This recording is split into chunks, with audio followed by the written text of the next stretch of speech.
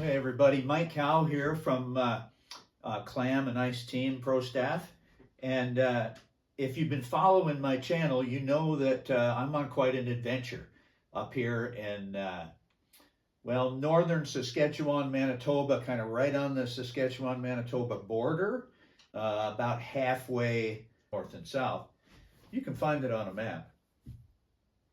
Anyway, one of the main missions that I have when I'm up here this year is to share with you the gear that I've chosen, the gear that I have confidence in, because I use it all the time anyway, that I could bring up here and it would last and it wouldn't blow out a seam or have any other situations that might slow me down or just get in my way of the things that I hope to accomplish up here. So briefly, I got in here at camp on October 20th. It's now December 29th. And so I've been here, we're coming up on 10 weeks that I have been here by myself. My faithful dog Fisher, who I'm not even going to try to keep him out of the videos because he's going to make his push his nose in here no matter what, but seems to be pretty popular with everybody anyway. So when I started planning for this trip, I knew that, like I said, I had to make the right decisions. And most of my gear revolves around Clam Outdoor products. And you can say what you want. Yes, I'm sponsored by Clam. Yes, I get an allotment of equipment every year, but I use my own money on a lot more equipment every year because I do believe in their product. So I'm going to go through my outerwear first because that's probably the number one item that folks are buying these days. And I hope that when you're considering your outerwear, that flotation is a huge factor. I'm going to start with the base suit in the Clam lineup, which is the Rise suit. Now this year they came out with a new version of the Rise suit. That is not the version I have. When they came out 2 years ago with the primal pattern camo in the Rise suit, I knew that this was going to be the multi-purpose suit for me for a number of reasons. Now, it's pretty rare that you find a piece of equipment that's kind of the entry-level equipment that just blows past so many other items based on the performance and the performance actually versus the intended audience. So I wear the Rise Primal Camo suit as my multi-purpose do-it-all. If I've got to run out and switch the propane tanks at the house, this is the suit. I also have one of the new Delta bibs here as well because they kind of progress in the price range, and so we're going to do some comparisons there.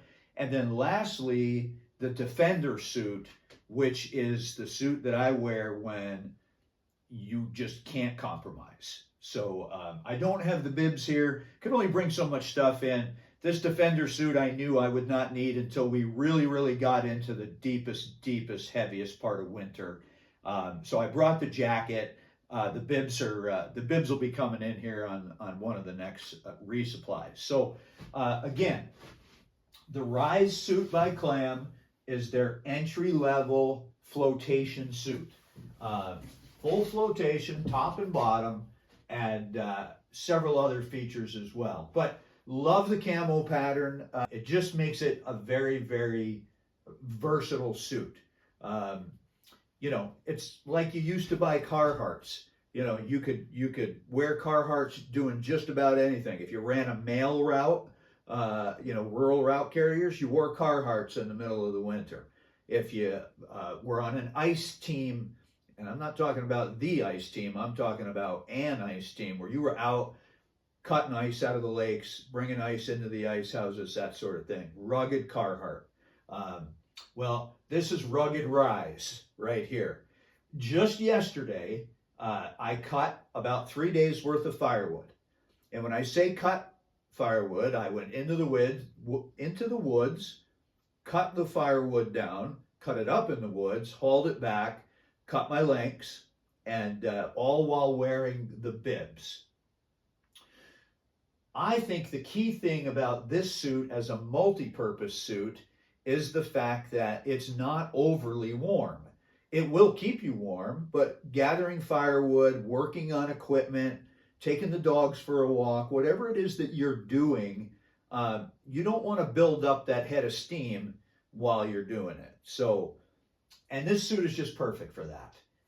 It's a very, it's much more rugged on the outside than I expected compared to the buttery soft Delta bibs.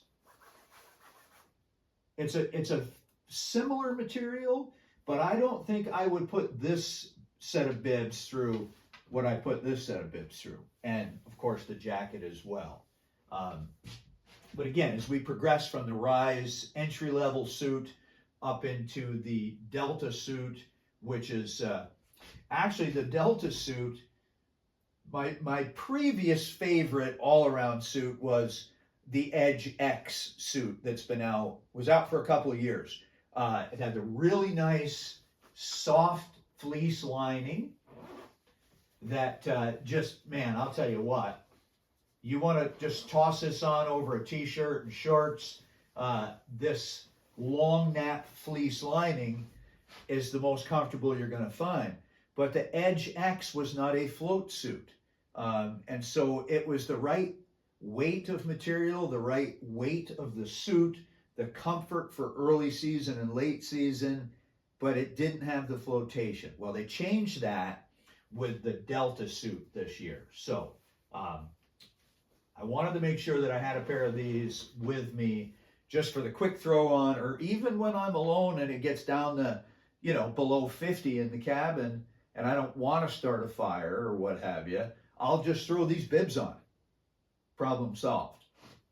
Let's get back to the Rise suit. Starting with the bibs, again, let's look at some of the key factors. They have included belt loops on this particular suit. The magnetic storm flap, which is nice. You're not dealing with Velcro. An awesome two-way zipper. And this is where some of the things that get kind of left out on the entry-level suits, instead of a good magnetic flap, you get a little tiny piece of Velcro that's gone in the first couple of weeks, that sort of thing. So, nice zipper, nice D-ring here. Guess when I'm out doing whatever I'm doing, this is important for me because I keep my inReach and Fisher's whistle right here. If I fall and hurt myself, if I fall through the ice, God forbid, and get in trouble that way, my inReach is right here, satellite phone on the inside, and I can whistle for Fisher to make sure that he's sticking near me. Again, the belt loops. We get down here to the pockets. Now, Velcro on the pockets. The one pocket that we probably use the most is the one that no matter position we're in, sitting, standing, kneeling, is going to be right there. I personally would like to see the metallic flaps on this again, but you start adding magnets and the suit starts to get heavier. So large cargo pockets, and then you see here that the leg zipper comes all the way up to the hip. And that's super important if you've ever tried to put anything on over boots. A knee-length zipper just isn't cutting it. I've added some zipper pulls because my fingers are always cracked and bleeding and hurting. I just find that just putting a little piece of parachute cord on there solves my problems all day long. And then if you're really in a weird position trying to get zipped up, it's much easier to pull two zipper pulls or have something to grab onto rather than, looking for that little tab. Even if there is a piece of string on here, you're not going to do like you can do yourself. So this is a great modification.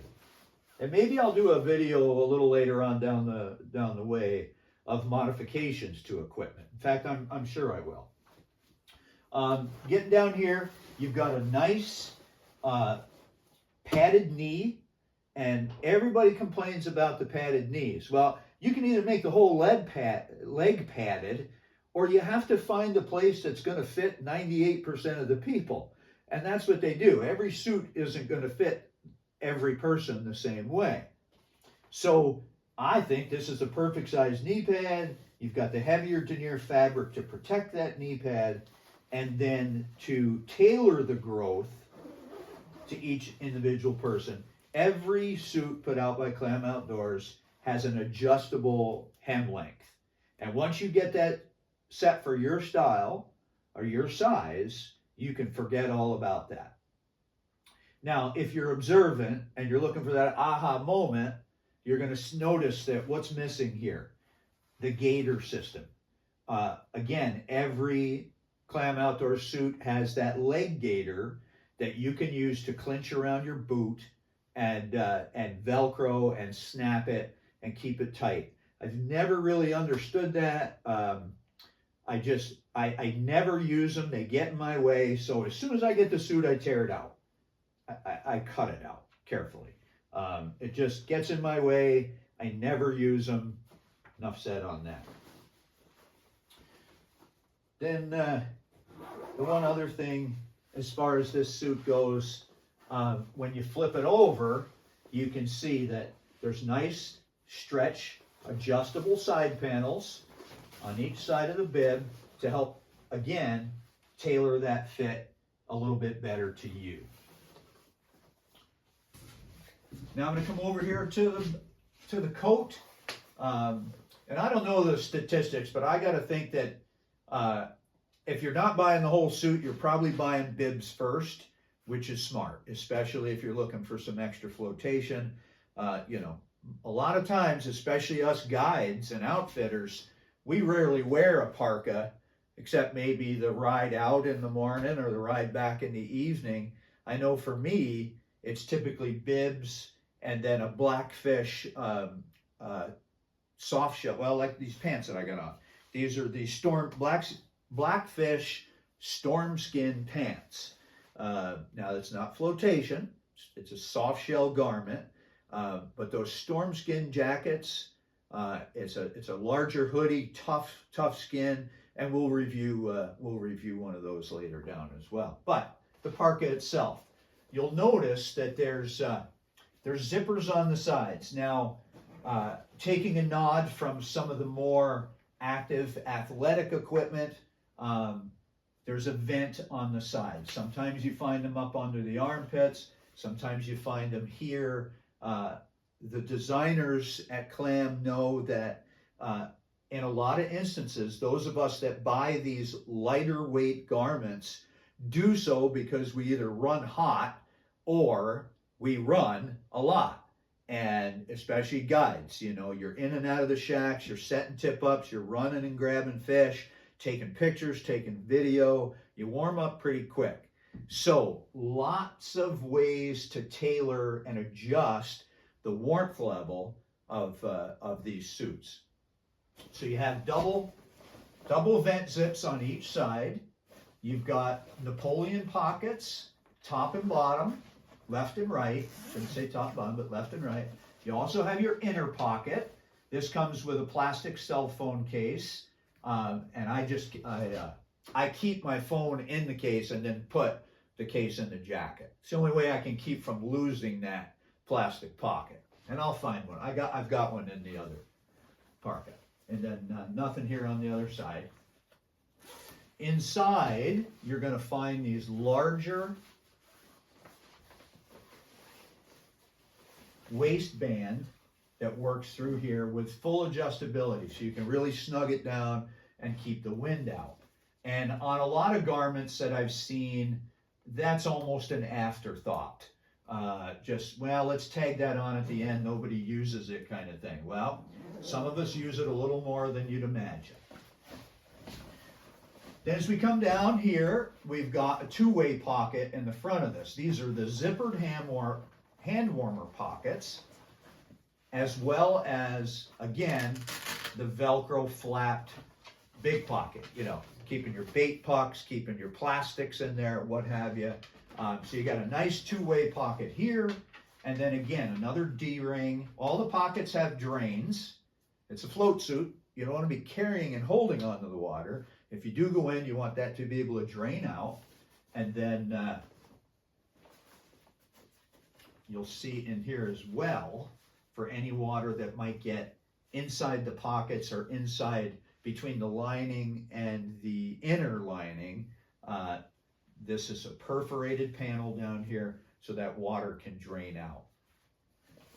I mean, pretty much anymore, there's no reason to not wear a float garment. I mean, if you just never fish in over 3 feet of water, I suppose you could get by without a float garment. But if you look, and I don't know how well this is going to translate through the window, but we'll give it a try. So behind me, I have a bay that goes out to about 5-6 feet, and I go get firewood from across that bay quite a bit. And so if I'm cutting firewood and I've got to run across and knock some wood down, or just drag some of the wood I've knocked down, so now I'm leaving land, I'm going out onto not open water, but you know, onto a fairly deep bay, and I've at least got my float bibs on. I don't have to stop cutting firewood, get my Rise float suit, put it on, cross water, and then come back, shed, and start cutting again. Another reason why this Rise suit really makes a lot of sense if you can only have one, or you only want one, like in my situation. One more feature to point out, you know, these suits all have Velcro for the wrists. There's just no good way to do a drawstring on a wrist that's any better than having Velcro. And the key to keeping Velcro sticky is to keep it clean. Every now and then, if you're putting a little wax on the zippers to keep them going, take a brush, a stiff brush, and give those little patches of Velcro just a quick, you know, once or twice, and get all of that sweatshirt fuzz and that sort of thing that seems to develop. You can see, now I haven't cleaned this. This particular Velcro isn't gathering a lot, but it's still very sticky. No matter where I place it, it's going to hold. So another reason to consider the Rise suit, even though it is that entry-level garment, for most anglers, unless you're guiding or fishing every weekend, this is the perfect garment. And one last thing, the hood is detachable. Got a zipper in here so you can take the hood on, you can wear the hood, you can not wear the hood, doesn't really matter. And they even included the little tab here, again, because these jackets are designed to fit the 98th percentile. This little tab back here lets you adjust that hood so it's not flopping down in front of your face.